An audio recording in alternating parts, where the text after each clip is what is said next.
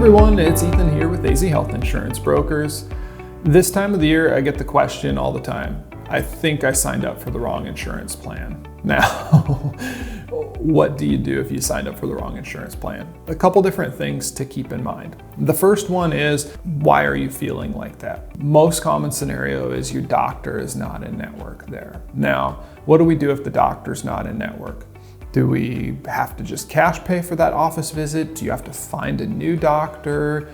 Do we switch to a plan that allows you to see the current doctor that you have right now? Those are things that you need to think about. Also, we'll come across prescriptions. Maybe you're signed up on your new plan and the prescriptions aren't covered. Kind of a very similar scenario there. If the prescription's not covered, how do we navigate that? Do we hop on GoodRx and get a coupon for that prescription? Is there a manufacturer's coupon if it's an expensive prescription? Hop on a Canadian mail order pharmacy and get the script sent to you that way? Or do you go with an alternative script that your insurance does cover there?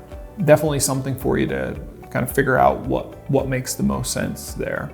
If we look at that and compare what we have to offer, or our current plan to what's available to us, we could look at maybe you have the option for an employer policy through you or your spouse. Also, we could look at the marketplace. With the marketplace, if you're on a marketplace policy already, it may be tricky to switch to a different marketplace policy in the middle of the year outside of open enrollment. So it's important to consult with us to see if we can find a qualifying life event to be able to switch to a different policy. And before we switch to a different policy, filter out and make sure your doctor's covered, make sure your prescriptions are covered, and then also make sure the deductible isn't too high and is in line with what you want to accomplish there.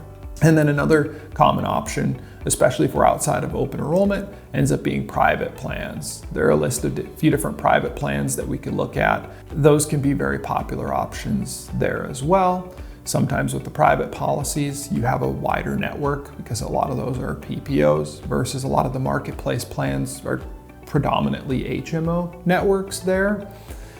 With some of the private plans, you may gain certain benefits, but then you may also be giving up certain benefits. So those are just different things to compare with the current plan that you have right now.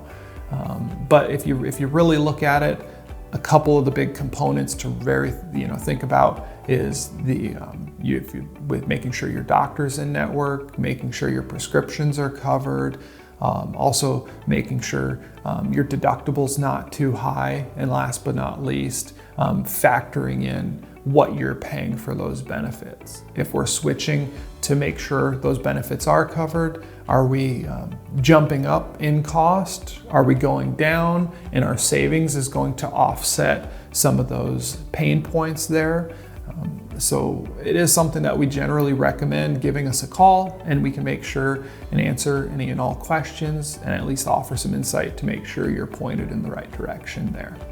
Again, Ethan here with AZ Health Insurance Brokers.